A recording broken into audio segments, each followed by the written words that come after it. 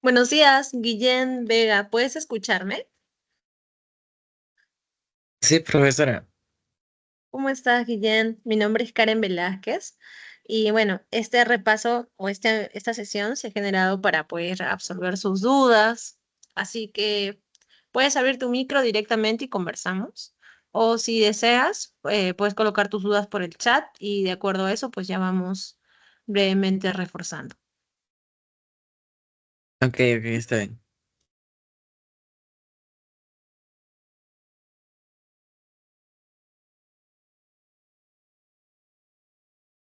Buenos días, Andrea. ¿Puedes escucharme? Buenos días. Buenos días, Andrea. Bienvenida al repaso. Yo soy Karen Velázquez y puedes colocar tus dudas en la cajita del chat o si deseas puedes abrir también tu micro y de acuerdo a eso pues vamos reforzando.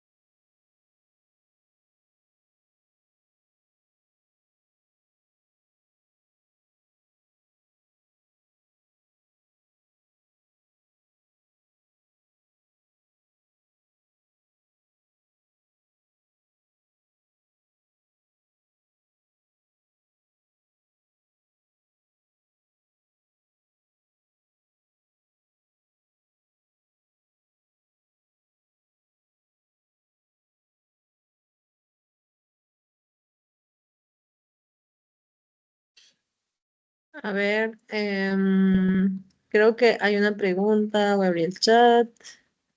¿Podría explicar los ciclos que se dan en la PCR? A ver, voy a proyectar mi PPT de PCR. Dame un segundito. Vamos a explicar.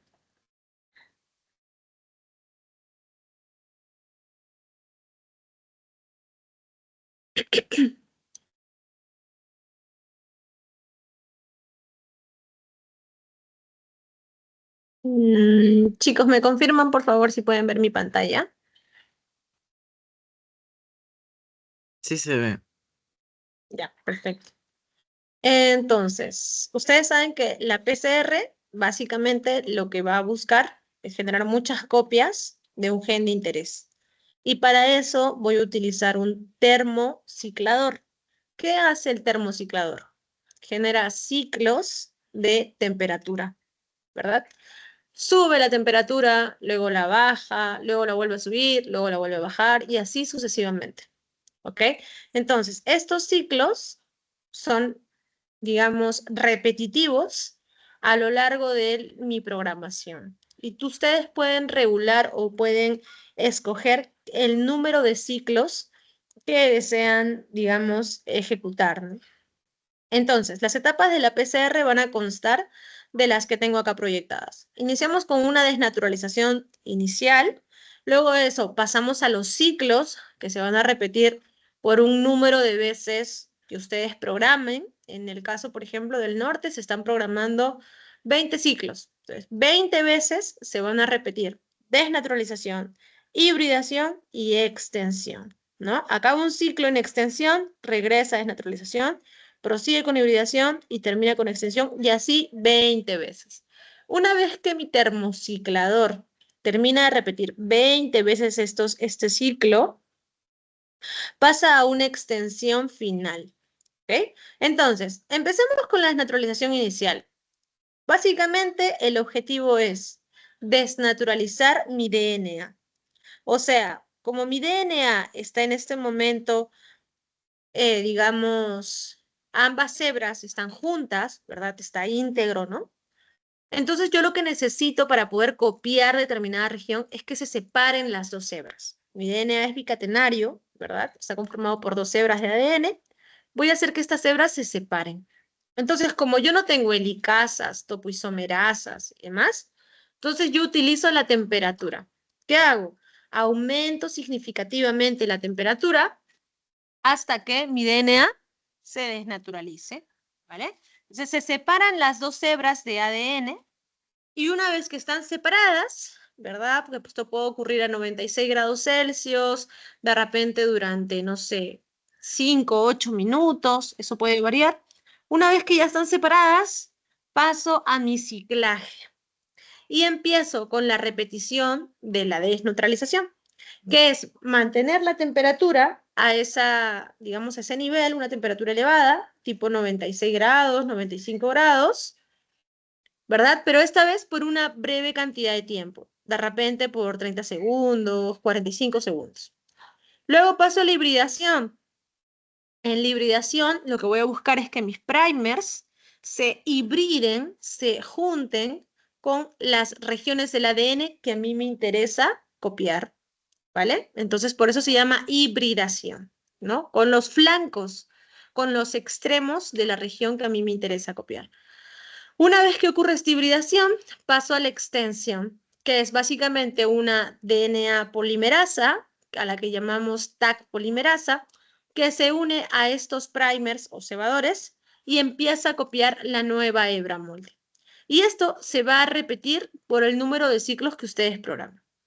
Una vez que terminan todas estas etapas de repetirse, repetirse, repetirse, repetirse, paso a una extensión final. ¿Qué significa? Voy a sostener la temperatura de repente a unos 75 grados Celsius, pero esta vez por una mayor cantidad de tiempo, de repente por unos 5 minutos, 8 minutos, ¿ok?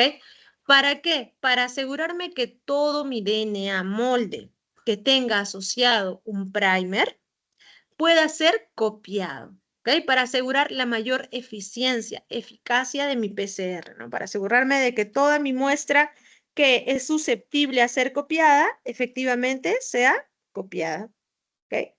Y una vez que termina esta etapa, pues ya se acaba la PCR y damos por terminada la PCR, ¿ok? Entonces acá tenemos un grafiquito que nos muestra cada una de estas etapas, ¿no? Iniciamos con la desnaturalización inicial, que es mantener la temperatura elevada, 95 grados, por unos minutos. Luego empezamos el ciclaje.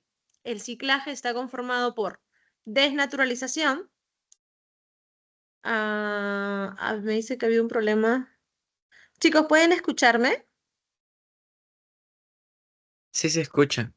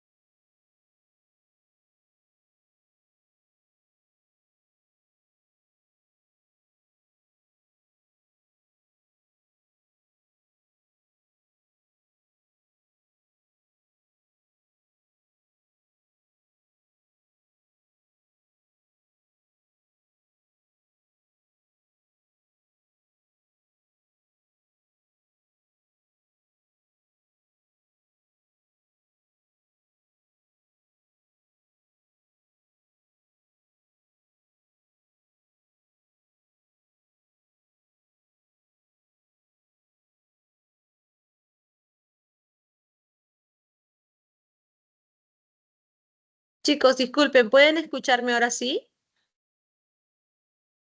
Sí, ahora sí, profesora. Lo siento, no sé qué pasó, que mi internet se fue de la nada. Voy a volver a compartir mi pantalla. Pero sí se le escuchó todo, hasta la parte donde dijo si me escuchaban o no. Ah, está ahí. Ah, ya, ok, ok, ok. Ah, ya, perfecto. Qué bueno que no nos perdimos mucho. Entonces, acá tenemos el perfil típico de las temperaturas de PCR, ¿no? Empezamos con una desnaturalización inicial, que justamente consiste en sostener una temperatura elevada a 95 grados Celsius durante varios minutos, 8 o 10 minutos, y luego empezamos el ciclaje. El ciclaje está conformado por desnaturalización, annealing o hibridación y extensión. Y ahí vemos, desnaturalización, la temperatura 95 grados Celsius, pero esta vez por unos pocos segundos, 30, 45 segundos, 42 segundos. Luego pasamos a la hibridación. Disminuye la temperatura a 55 grados Celsius. ¿Para qué? Para que mis primers puedan asociarse a mi DNA molde y que indiquen o que dejen la señal, que sean ellos la señal, para que la DNA polimerasa sepa dónde unirse. ¿Okay? Una vez que transcurre la hibridación, empezamos con la extensión. A 72 grados Celsius también puede ser durante unos 45 segundos, ¿ok? Y básicamente nos va a permitir que la DNA polimerasa se una a estos primers o cebadores y empiece la síntesis de la nueva hebra de ADN. ¿Ok? Y una vez que llega aquí, pues se repite desnaturalización, hibridación y extensión. Desnaturalización, hibridación y extensión. Así se repite por el número de ciclos que ustedes programen. Una vez que terminamos en extensión, se prolonga a una extensión final, que es sostener la temperatura a 72 grados Celsius, pero esta vez por una mayor cantidad de tiempo, de repente unos 8 minutos, 4 minutos, 5 minutos, para asegurarme de que todo DNA molde que tenga un primer asociado sea copiado y listo. Se termina la PCR, ¿vale? Entonces, esos son los ciclos de la PCR. No sé si con eso se aclararon las dudas, Guillén. Sí, sí. Ok. Bueno, si hay alguna otra duda, de repente Porras, Quintana, Andrea, pueden escribirlas por el chat o pueden abrir sus audios directamente, como se sientan más cómodos. La idea es hacer de este espacio un espacio interactivo, ¿no? Que ustedes puedan hablar libremente, así que los escucho, ¿vale?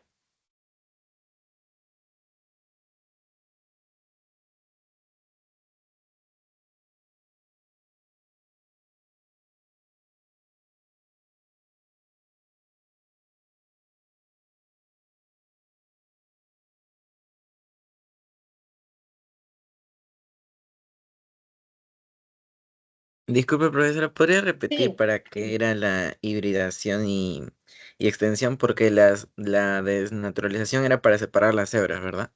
así es. ¿Y para ¿Ya? qué era la hibridación y extensión? Ajá. La hibridación, mira, la hibridación va a permitir la unión de los primers. Esta mitad de flechita verde y esta mitad de flechita roja son primers o cebadores. Estos han sido diseñados para complementarse o para ser complementarios a una determinada región del ADN, ¿no? Que justamente flanquea o está a los laterales del gen que yo quiero copiar. Entonces, acá tengo mis dos primers que se van a poder hibridar con mi DNA molde que está representado por este rectángulo en color plomo. Entonces, para eso tengo que reducir la temperatura, porque recuerda que yo la subo a 95 grados Celsius para que se desnaturalice el DNA. En cambio, ahora ya no quiero que se desnaturalice más, sino lo que quiero es que mis primers se puedan unir, ¿vale? Y luego la extensión, lo que me va a permitir es que venga acá la Taq polimerasa, se una a los primers y al DNA molde y empiece la síntesis de la nueva cadena de ADN. Esta cadena roja y esta cadena verde y roja, justamente representan las nuevas hebras de ADN, ¿no? Las copias generadas.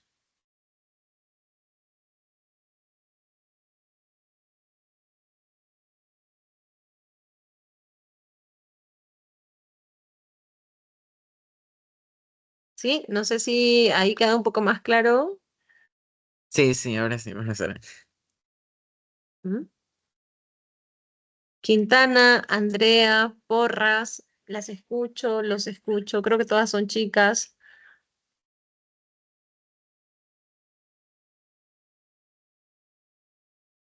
Dianela, Fátima, Andrea.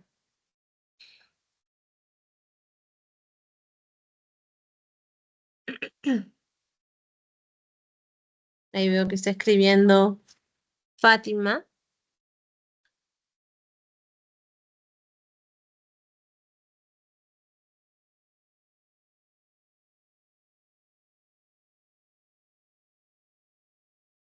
Ah, ¿no me puedes oír, Fátima?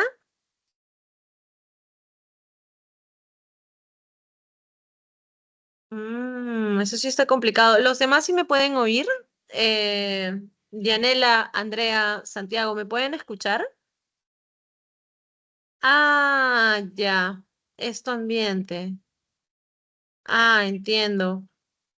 Wow, puedes quizás tratar de ir a un lugar más despejado, porque si no se te va a hacer difícil poder escuchar la explicación de las dudas que me vayas a preguntar.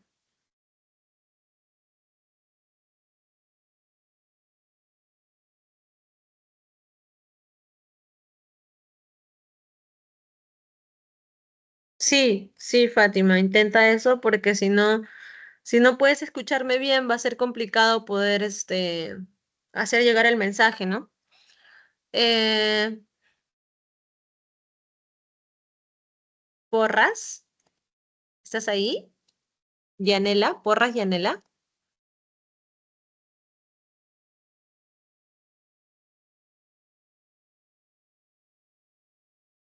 Porras, Yanela, ¿estás ahí?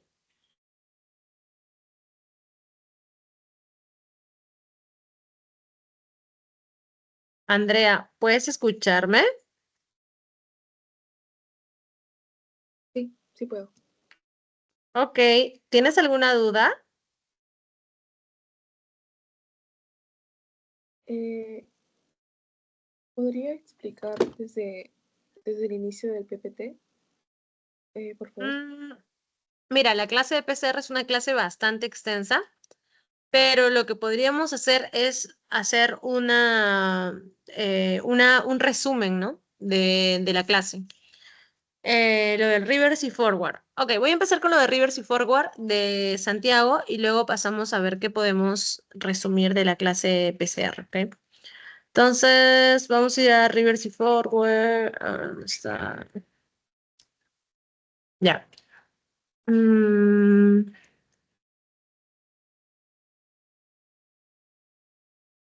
ya me confirman, por favor, si pueden ver mi pantalla. Sí se ve. Ya, gracias, Santiago. Muy bien, entonces, ¿qué es lo que pasa, chicos?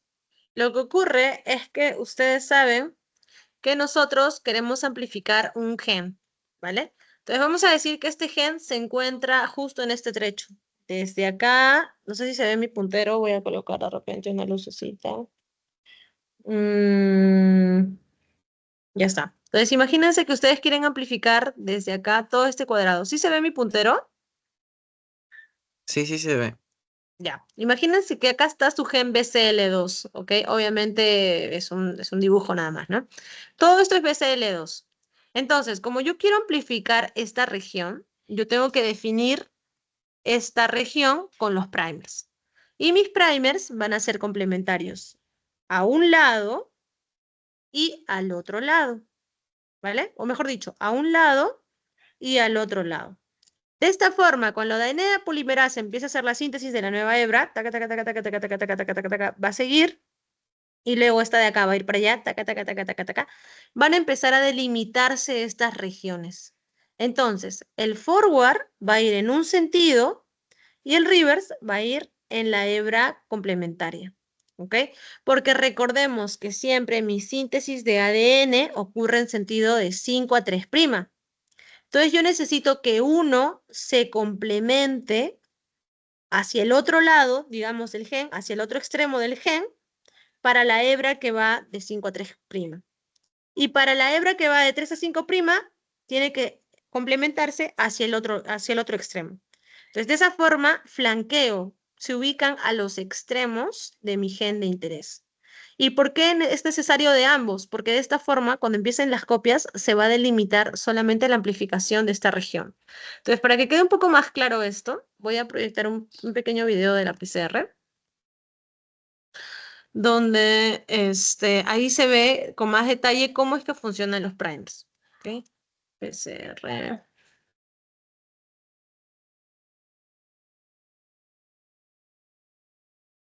A ver,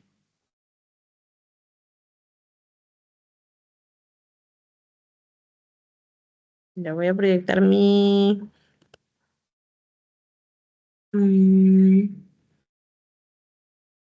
Ya. ¿Pueden observar mi pantalla de nuevo? Sí, Ya. Entonces, miren, acá ya me he adelantado a la PCR, ¿vale? Entonces, acá tengo las TAC polimerasas, acá tengo, ¿qué más? A ver, los cebadores y los nucleótidos. Todo está listo para empezar la PCR.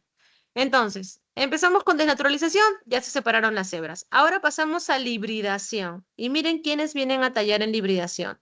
Un primer se va a colocar a uno de los extremos en una de las hebras y el otro primer se va a colocar en el otro extremo del gen en la otra hebra.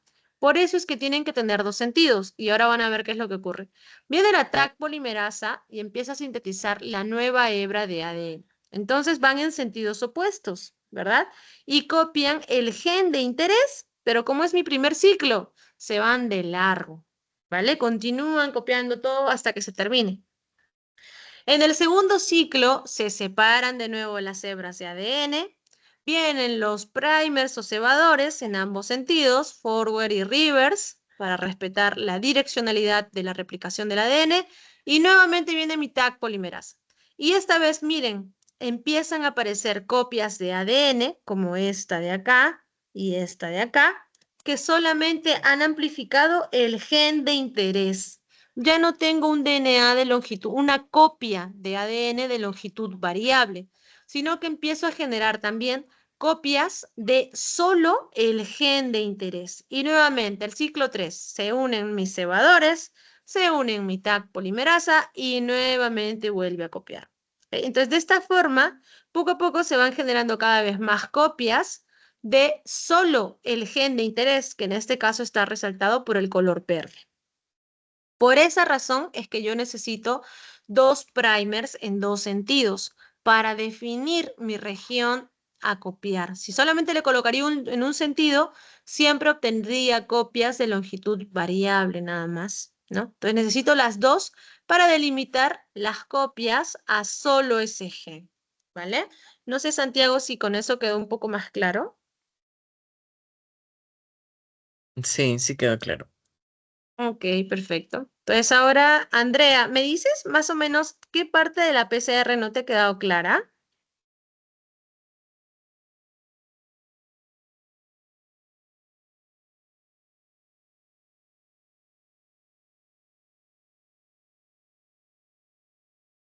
¿Se me puede escuchar, chicos? Ah, creo que Andrea está escribiendo.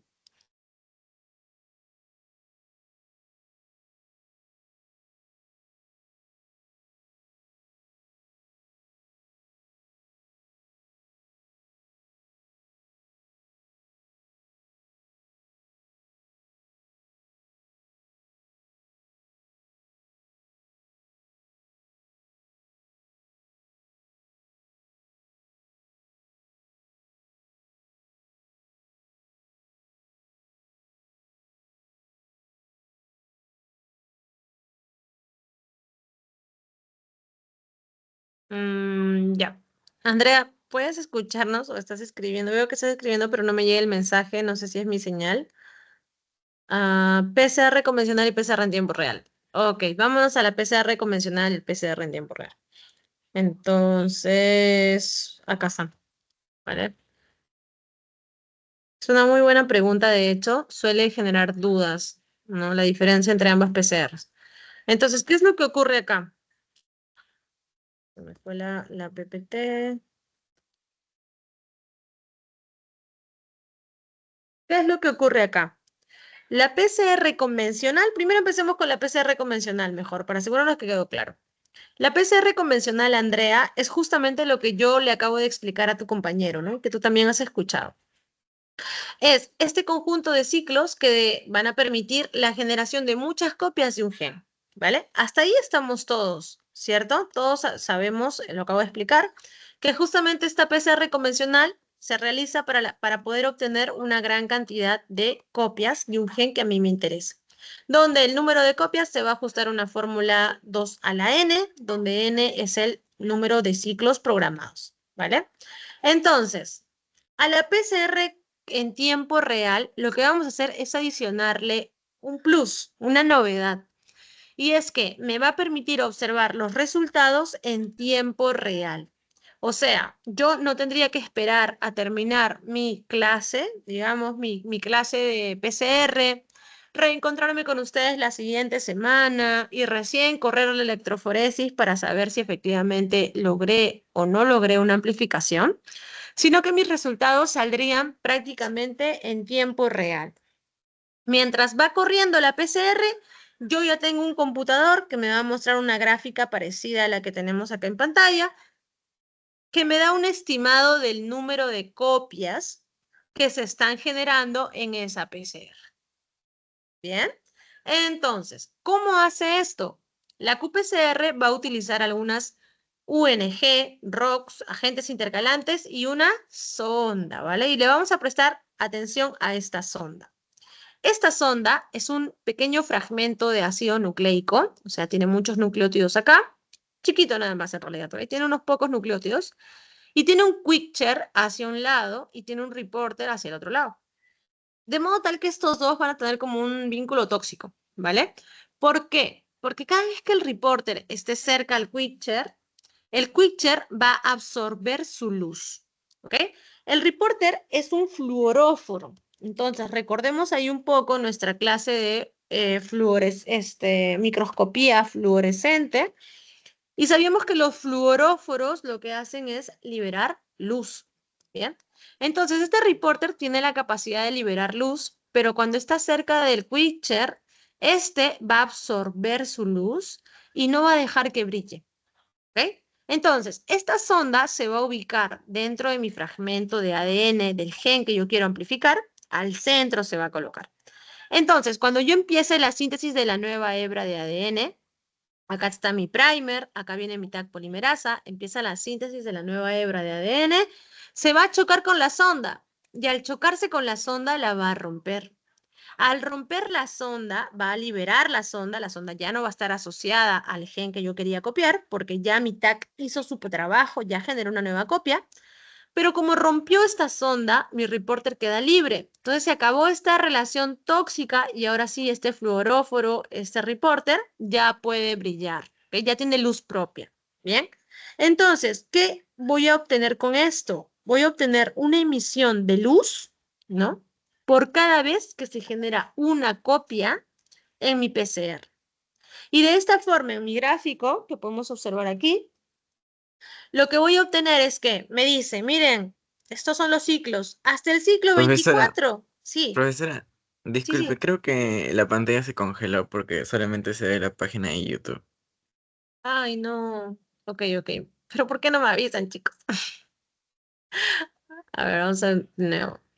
Ya, acá está. Ahora sí pueden ver mi pantalla. Sí, sí, sí, ahora sí se ve. Ya está. Entonces, les decía que este qPCR lo que va a hacer es justamente mostrarme los resultados en tiempo real a través de esta curva, ¿vale? Entonces acá te dice el número de ciclos, del 0 al 42. Hasta el ciclo 20 no detecta ni una sola fluorescencia. Acá está mi sonda, ¿verdad? Que está conformada por un reporter y por un quick-chair, ¿ok? Entonces, ¿qué significa? Que hasta el ciclo 20 te dice 0 de fluorescencia, ¿vale? Acá está fluorescencia. 0 de fluorescencia hasta el ciclo 20. ¿Qué significa? Que hasta el ciclo 20 ninguna sonda se ha roto. Si ninguna sonda se ha roto, significa que ninguna copia se ha generado. Pero una vez que estás en el ciclo 30, te dice, ah, no, mira, yo ya empecé a detectar fluorescencia. 500 de fluorescencia. Ah, ok. ¿Qué significará? Como un ejemplo didáctico nada más. Que no sé, que se rompieron 500 sondas. Entonces que hay 500 copias, vamos a decir. ¿Vale? Y de esta forma tú puedes saber la cantidad de copias que se van generando conforme va aumentando tu número de ciclos, ¿no? Y te dice, mira, a los 38 ciclos ya tengo más de 700 copias. Ah, ya, ok. No necesito terminar mi PCR para poder saber si obtuve copias o no obtuve copias. ¿Bien?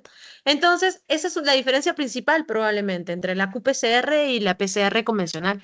Que la PCR convencional tengo que esperar todavía a terminar mi ciclaje, ¿verdad? A que termine mi termociclador. Y luego de eso recién voy a hacer mi electroforesis y recién sabré si tengo PCR positiva o una PCR negativa. En la qPCR, no, ¿vale? Y me da ventajas como que se vuelve más sensible, los resultados son más rápidos porque no tienes que hacer corrida electroforética. El equipo, eso sí, necesita de un monitor, necesita un sensor de fluorescencia también, tiene algunas adaptaciones y se utilizan otros reactivos además de los convencionales, ¿no? Como por ejemplo el UNG, ROX, agentes intercalantes y también la SOT. Andrea, no sé si quedó clara esta parte. Sí, gracias.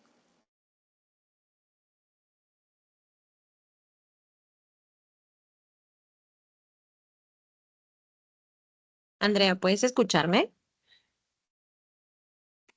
Sí, ¿me escucha?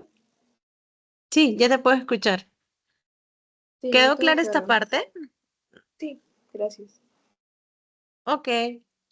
¿Tienes alguna otra duda? O de repente, Quintana, Fátima, de repente ya encontraste un lugar más, digamos, donde puedas escuchar mejor. Porras, no sé si estás ahí. Veo que se ha conectado un nuevo alumno, Ladera Chávez. Ladera, si tienes alguna duda, por favor escríbelo en el chat directamente y discutimos un poco de tus dudas, ¿ok? Igualmente, Guillén, si tienes alguna duda. Dice, el que nosotros usamos, el que nosotros hemos usado es el de tiempo real. No, nosotros hemos utilizado la PCR convencional, ¿vale? Nada más la PCR convencional.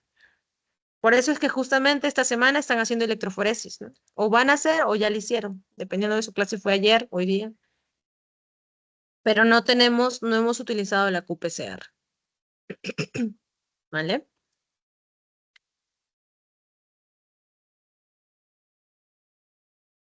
Profesor, una pregunta. Para mi informe, ¿qué tendría que discutir respecto a la PCR? ¿Los datos que arroja el termociclador? No, el termociclador no te da ningún dato porque tú no has hecho qPCR. Entonces, de tu práctica de PCR, básicamente vas a sacar el procedimiento, porque ahí no tienes resultados. ¿Cuándo vas a ver tus resultados de la PCR? Cuando hagas electroforesis. Si ocurre la formación de una banda, ¿qué significa? Que sí, efectivamente lograste amplificar tu gen, ¿no?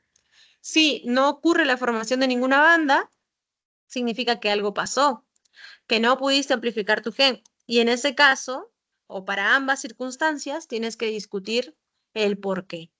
Si se formó una banda, perfecto. Esta banda coincide con el tamaño de mi gen, primer punto a discutir.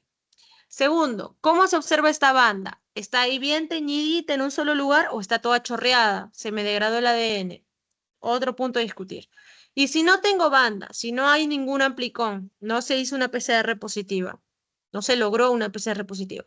¿Por qué no se logró una PCR positiva? ¿Qué dice la bibliografía? ¿En qué punto suelen fallar este procedimiento?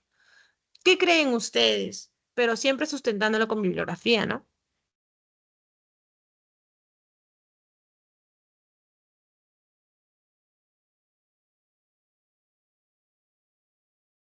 Ladera, Quintana, Andrea, las escucho.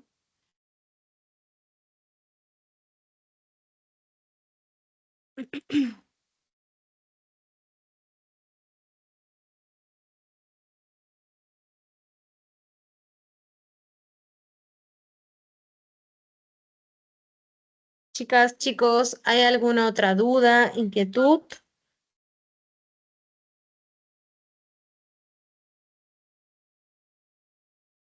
Veo que Quintana está escribiendo. Ah, ok.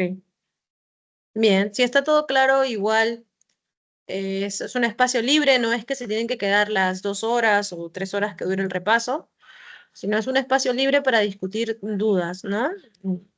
Después de este también hay otro horario, hay varios horarios en realidad, ¿no? Que los docentes hemos brindado, justamente para darles la oportunidad de consultar dudas, ¿no? A veces es difícil, no sé, encontrarnos en la universidad de repente, entonces este espacio es para eso, ¿no? No sé si Ladera, ¿puedes escucharme?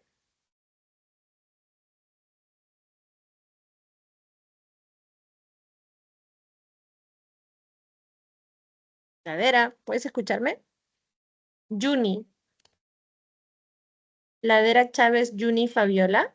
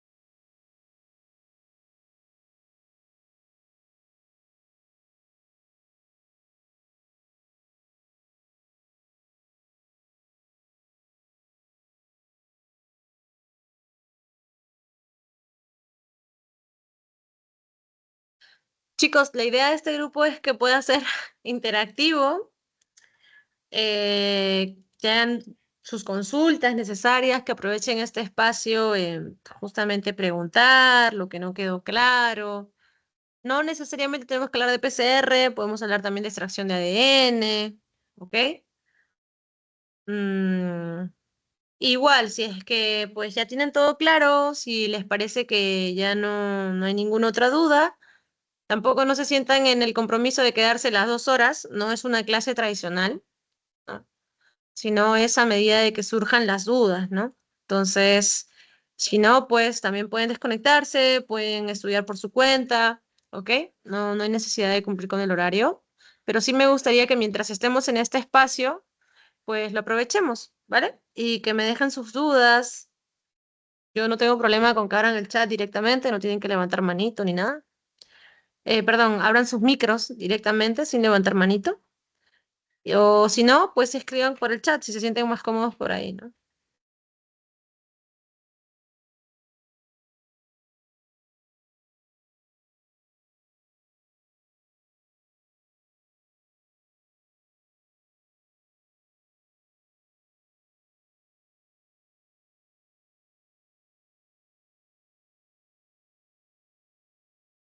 Sí, sí, Andrea, dime, ¿qué parte de la respiración celular no quedó muy clara? También podemos hablar de eso. O sea, yo sé que hay un tema establecido, pero podemos ser un poco flexibles, ¿vale? Entonces, ¿qué parte de la respiración celular no te quedó del todo claro, Andrea? Si no, puedes prender tu micro también para poder hablar más directamente.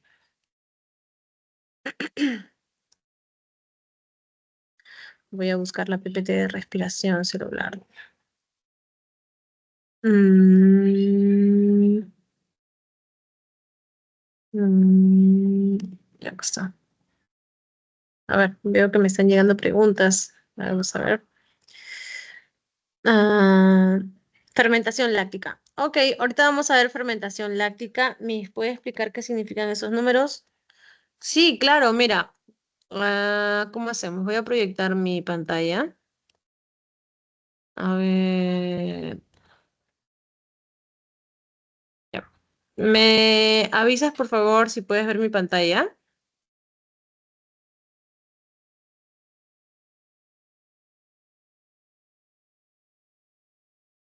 Chicos, ¿pueden ver mi pantalla? ¿Me confirman, por favor? O sea, quiero saber si se ve la imagen que me ha mandado su compañera. O usted, señorita, que me mandó su compañera, que me mandó su imagen, ¿me puede confirmar? No quisiera hablar y que no se vea. Sí se ve. Ya, gracias, Ladera. Muy bien. Entonces, tengo acá la imagen de su compañera, ¿verdad? Y vemos que tenemos estos tres valores, ¿no? Tenemos nanogramos por microlitro, tenemos un ratio A260-280 y tenemos otro ratio A260-230. Nanogramos por microlitro es básicamente la cantidad de ADN. Toda esta fila de acá, toda esta columna de acá, se refiere a la cantidad de ADN. En este caso, por lo que veo acá, no sé bien en qué sede habrá sido esto, pero los valores están bien complicados. Menos, hasta negativo les ha salido.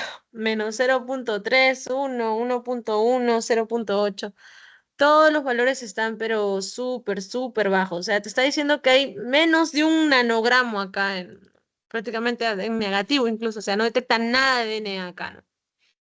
Entonces, los valores que te muestran acá, pues indican una muy, muy poquita cantidad, muy poquita concentración de ADN. Ahora, referente a estos de acá al costado, son ratios, o que básicamente te van a dar un valor de la división entre la absorbancia de tu muestra, utilizando una longitud de onda A260 y utilizando una longitud A280. Hace la división y te da este valor. Lo mismo acá, pero con longitudes de onda diferentes, A260 y A230. Y este ratio te sirve para poder estimar la pureza de tu ADN. Entonces, para eso existen tablas disponibles que te indican más o menos de qué rango a qué rango es una buena calidad. ¿Ok? Entonces, en general decimos que para A260, A280 una calidad buena es de 1.8 a 2. Por debajo de eso, es una mala calidad. Puede ser que se haya contaminado, puede ser que se haya degradado o no lavaron bien al momento de hacer la extracción, algo pasó, ¿vale? Y por encima de eso, lo mismo, ¿sí? No es una buena pureza de ADN. Y listo, básicamente es eso. Una pregunta, ¿en qué laboratorio has obtenido estos resultados? De la sede norte, Miss. ¿Utilizando el kit de Simo Research? No me acuerdo bien, pero creo que hubo un problema en la extracción porque la Miss se olvidó un pasito y como que salió menos de la cantidad. Además que no fue sangre, fue solamente del tejido de la boca, las células epiteliales. De ahí nada más fue. ¿Y con qué profesor estás? Con la Miss Naomi, no me acuerdo qué más, Naomi algo. Noemí. Ajá, sí, sí, sí. Ah, ya, la profe Noemí. Ah, vale, vale.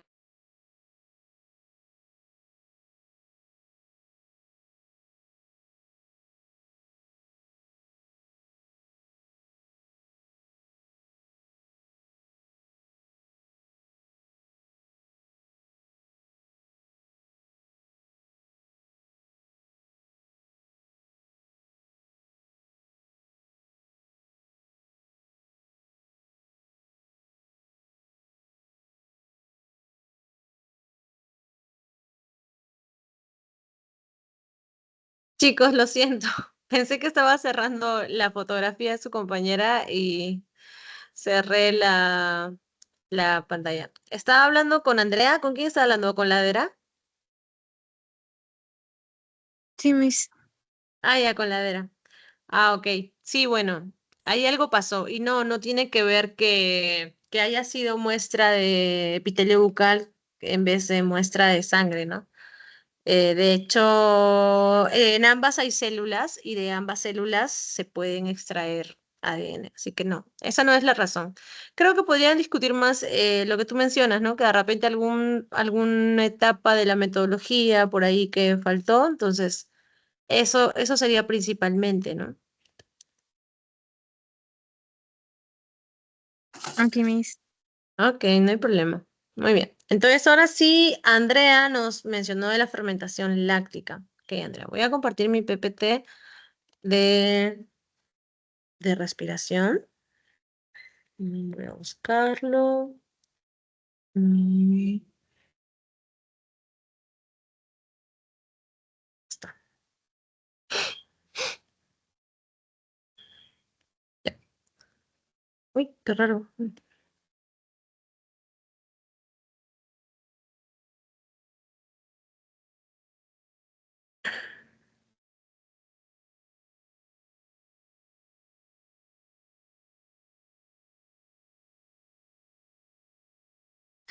Voy a volver a abrirlo porque no sé qué pasó. Mm,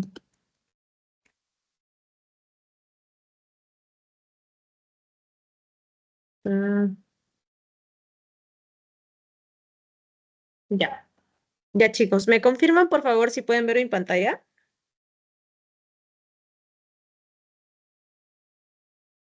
Andrea. Sí, Miss, se ve. Ay, gracias, la verdad. Ya. Entonces, Su compañera nos está preguntando por la fermentación láctica. Bien, entonces para eso hay que recordar que esto forma parte de una serie de rutas metabólicas que puede ocurrir, ¿no? Las fermentaciones pueden ocurrir posterior a la vía glucólisis en caso de ausencia de oxígeno. Entonces iniciamos con glucosa. Esta glucosa es degradada a piruvato a partir de justamente utilizando la vía de la glucólisis. Y una vez que tengo piruvato, yo puedo atravesar ya sea una vía del ciclo de Krebs en presencia de oxígeno o puedo atravesar las vías de fermentación láctica y de fermentación alcohólica en ausencia de oxígeno, ¿vale? Entonces, en el caso de la fermentación láctica, este ácido pirúvico va a ser modificado hacia ácido láctico a través de una enzima llamada la ácido láctico deshidrogenasa. ¿Ok? Este procedimiento va a ocurrir en algunas bacterias, pero también ocurre en células eucariotas como las nuestras. De hecho, cuando nosotros hacemos mucha actividad física y luego sentimos este malestar, estas llamadas agujetas, es justamente ¿por qué? Porque nuestras células musculares, al estar en estrés por la actividad física, han optado por la vía de la fermentación láctica, han liberado ácido láctico y es este ácido láctico el responsable de ese dolor, de esas agujetas. ¿Ok? Ahora, esta fermentación láctica, ojo al piojo, no es la que va a utilizar Saccharomyces cerevisiae. ¿Ok? Lo menciono porque no quisiera que le presten atención a la fermentación láctica porque lo vayan a asociar con que es justamente el procedimiento que ocurre en Saccharomyces cerevisiae. No, Saccharomyces va a realizar una fermentación alcohólica, ¿ok? Es igual, también es una fermentación, o sea, ocurre en ausencia de oxígeno, pero en este caso el ácido pirúvico va a ser descarboxilado a través de una descarboxilasa hacia acetaldehído, ¿ok? Entonces, ¿qué va a ocurrir? La producción de CO2. Posteriormente, este acetaldehído va a ser transformado a etanol, que quiere decir que el producto final de esta fermentación alcohólica va a ser un alcohol, que es el etanol, ¿ok? Y además vamos a tener producción de CO2. Este CO2 es el responsable del crecimiento de su burbuja en el caso de justamente de la experiencia que hemos realizado en la universidad, ¿no? Entonces, no sé, Andrea, si esa era tu duda.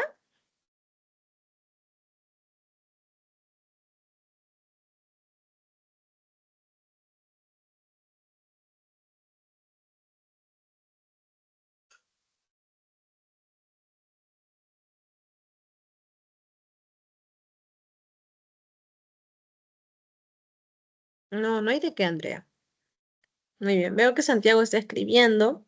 Igual, Ladera, si tienes alguna otra duda, ponlo, por favor.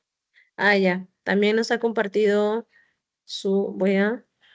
Voy esta vez compartir toda mi pantalla para poder justamente... A ver, vamos. No veo mucho. A ver, vamos a tratar de ver. Ya. Santiago, dime tú, me imagino que lo que quieres es ver más o menos tus resultados de extracción, Sí, ¿vale? Bueno, mira, entonces yo veo acá que la primera columna tienes 4.2, 10.9, 7.5 y el último sí ya no lo logro ver. Entonces, estos tres valores al menos no son óptimos, pero son aceptables, vamos a decir, ¿ok? Recordemos que mientras más nanogramos por microlitros yo logre obtener de mi extracción de ADN, mejor, ¿vale? Porque ¿qué significa? Que estoy cumpliendo uno de los criterios que voy a considerar durante las etapas de extracción de ADN, que es maximizar la cantidad de ADN que yo voy a extraer de mis células. ¿Ok? Entonces, no son cantidades exorbitantes, 4.2, 6.9, 7.5, pero al menos hay algo de ADN. Ahora, si nos vamos a la siguiente columna, que es la de acá, ¿no? A260, A280, decimos que un ratio que vaya de 1.8 a 2 es un DNA puro, ¿no? O aceptablemente puro. En este caso, veo que efectivamente acá está dentro de en el rango, ¿no? De 1.8 a 2, en tu muestra 2 y en tu muestra 3 también, pero en la muestra 1 y en la muestra 4 más o menos. ¿verdad? Porque acá está por debajo del 1.8 y acá también. ¿Ok? Quizás hasta la muestra 4 sea, digamos, aceptable, pero la muestra 1 sí ya está bastante por debajo. Entonces, lo mismo tienen que hacer ustedes con este de acá, con el A260, A230, ¿vale? Es lo mismo. Solamente que en este caso tienen que buscar los ratios que se utilizan o que son necesarios que están establecidos para la interpretación de estos valores, ¿no? ¿Vale? No son los que yo he dado, ya eso es tareita para ustedes en su casita. ¿Ok? Y ahora, ¿esto qué significa? ¿O qué? ¿Cuál es la duda?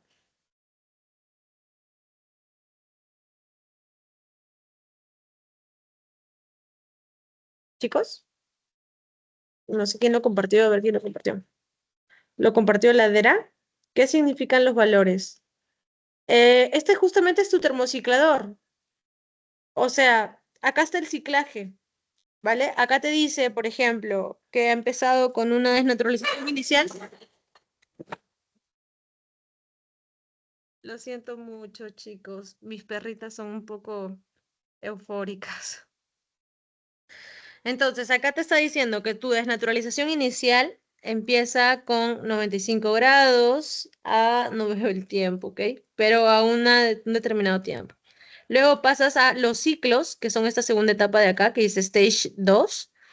Entonces acá te dice desnaturalización 95 durante 45 segundos. Luego hibridación 55 durante 45 segundos. Y luego extensión 72 durante 1 minuto y 15 segundos. Todo esto se va a repetir 20 veces. Y finalmente terminas una extensión de 70 a 72 grados Celsius durante 4 minutos. Es la programación de su termociclador, nada más.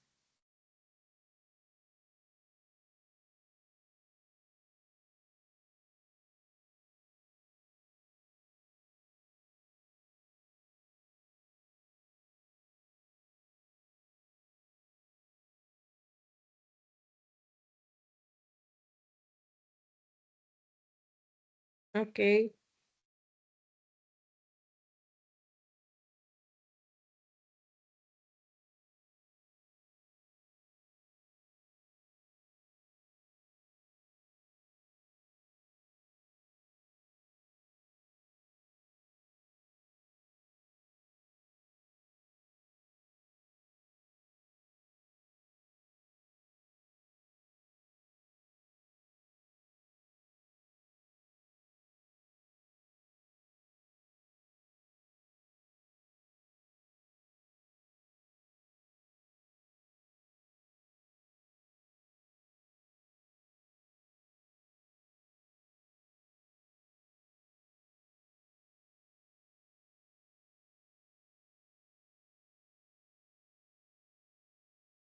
A ver, ¿podría explicar la parte de la transcripción del RNA en polimerasa en eucariotas? Ah, esa es una pregunta de teoría, Ladera.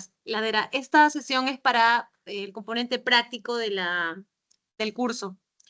Hay algunos otros profesores que han sido, digamos, asignados para preguntas de teoría. Ahí se pueden conectar.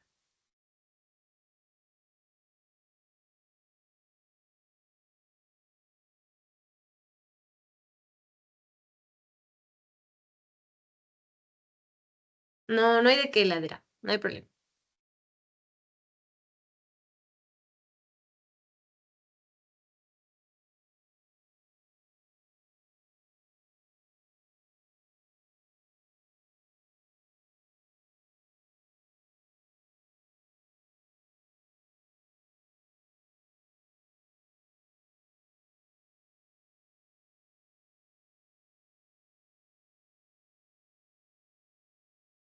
Con la otra clase, Santiago, ¿te refieres a electroforesis? Sí, profesora. A ver. Bueno, lo ideal es que lo desarrollen en clase, pero vamos a hacer un pequeño spoiler. A ver, voy a buscar la clase. ¿Me confirmas, por favor, si puedes ver mi pantalla? Sí se ve. Ya. Entonces, ¿la electroforesis qué es? Quiero buscar una lámina que me ayude. Ya. La electroforesis básicamente es el uso de un campo eléctrico, ¿ok? Tengo acá un cátodo y acá un ánodo, y a través de este campo eléctrico voy a colocar una gelatina. Una gelatina muy parecida a la que ustedes hacen en casa, ¿vale? Esta gelatina va a tener unos huequitos, o también llamado pocillos. Y estos pocillos me van a servir para que yo coloque la muestra que a mí me interesa analizar. En este caso va a ser sus muestras de ADN, ¿vale? Van a ser ubicados dentro de estos pocillos. Prendo mi cámara electroforética y estas moléculas se van a mover a través de la gelatina, ¿ok? Porque ustedes saben que el ADN tiene carga negativa. Entonces, al tener carga negativa, este ADN se va a mover hacia el polo positivo. Sin embargo, como sus moléculas tienen diferentes tamaños, esto va a afectar el desplazamiento de sus moléculas. Si tienen un DNA más chiquito, por ejemplo acá dice, ¿no? Small, este va a poder recorrer una mayor distancia porque es pequeñito. Entonces, la electricidad que está circulando lo va a jalar con fuerza y como los poros de la gelatina son pequeños, pero él es más pequeño, puede pasar a través de esos poros. En cambio, las muestras más grandes se van a quedar atrapadas al principio nada más. ¿Ok? Esto es útil, ¿por qué? Porque me permite poder diferenciar moléculas de acuerdo a su tamaño, de acuerdo a su carga neta y de acuerdo a su conformación tridimensional, ¿vale? Más o menos, grosso modo, es eso, ¿ok?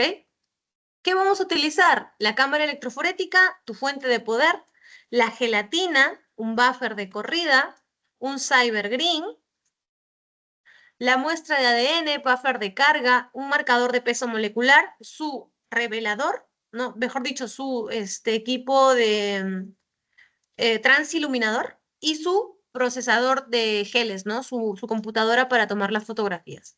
¿Ok? Entonces, yo sé que ahorita puede quedar un poco, digamos, suelta la idea, pero la idea es esa, ¿no? Utilizar un campo eléctrico para poder separar moléculas de acuerdo a su tamaño, ¿vale? Y para eso tenemos una cámara electroforética que me va a servir donde voy a colocar la gelatina. Entonces, más o menos, ese es un adelanto, pero estoy segura que lo van a detallar bien en clase. ¿Pueden escucharme, chicos? Sí, profesora. Una pregunta, ¿eso también nos va a Sí, permitir ver la calidad del ADN o ya no? claro, sí, sí, exacto. Muy bien, buena pregunta. Mira, lo que pasa es lo siguiente, que cuando ustedes hagan su corrida electroforética, deberían observar, si hubiera amplificado su ADN, deberían observar la formación de bandas como en esta fotografía. Pero ¿qué puede pasar? Uno, puede pasar que haya ausencia de bandas, que significa que no hay ADN, o puede pasar que ocurra la presencia de este smear, que es este chorreado que ven acá. ¿Qué significa ese chorreado? Significa que, perdón, su ADN está degradado. Entonces, en este caso, sí, pues se contaminó con algo o la temperatura lo afectó, pero su DNA se degradó. Entonces, sí, también me permite observar la presencia o ausencia de mi ADN y también me da un estimado o una idea de qué tan buena calidad tiene mi DNA. ¿Ok? Además que recordemos que también me va a servir para asegurarme de que efectivamente lo que amplifiqué fue mi gen o no, porque nos va a decir un estimado del tamaño de la molécula y en su caso de ustedes es 127 pares de bases. Entonces, debería formarse una banda a la altura del tamaño de 127 pares de bases. Y como referencia voy a tener un marcador, ¿no? Un marcador que básicamente es como una reglita, es es un reactivo o es un conjunto de moléculas de ADN que van a formar bandas, pero con longitudes o con tamaños ya conocidos, establecidos, ¿vale? Entonces, igual es una clase bastante extensa que yo pienso que van a tener que detallar con más paciencia en clase, ¿no?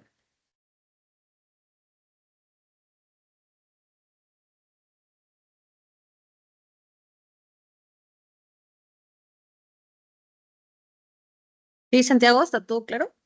Ok, perfecto.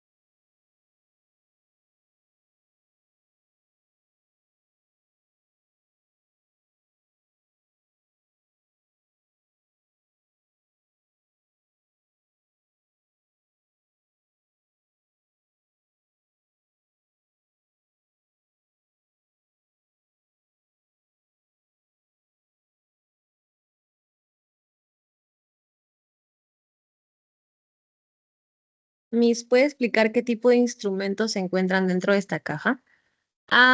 Más que instrumentos, la verá, hay reactivos, ¿vale? Entonces voy a buscar mi PPT eso es extracción de ADN, extracción de ADN. Entonces, ¿qué reactivos puedes encontrar en esa cajita? Acá, vamos a ver, ¿dónde está? Acá. Vas a encontrar, ¿puedes ver mi pantalla lateral? Sí, Miss, se ve. Ah, ya, perfecto, gracias. Entonces vas a encontrar un buffer de lisis que va a permitir la ruptura de la célula, una proteinasa K que va a permitir la digestión de las proteínas, un buffer de unión que va a permitir la asociación del ADN con tu matriz de sílice, un buffer de lavado que va a, digamos, lavar tu ADN, va a retirar o va a disolver lípidos, proteínas, de modo tal que tu DNA se quede solito atrapado en la membrana de sílice, y un buffer de elusión, que básicamente va a permitir que tu DNA se separe de la membrana de sílice. Todo esto está contenido dentro de tu kit. Además, te van a venir columnas, como son estas de acá, y tubos colectores, que son unos tubitos que se ponen debajo de estas columnas. Y estas columnas, pues como ya lo he mencionado, tienen la característica de tener acá una matriz de sílice. Eso es lo que contiene tu kit comercial. Todo lo que te he mencionado es lo que contiene el kit comercial. Ok, Miss, gracias, ya entendí. Vale, no hay de qué.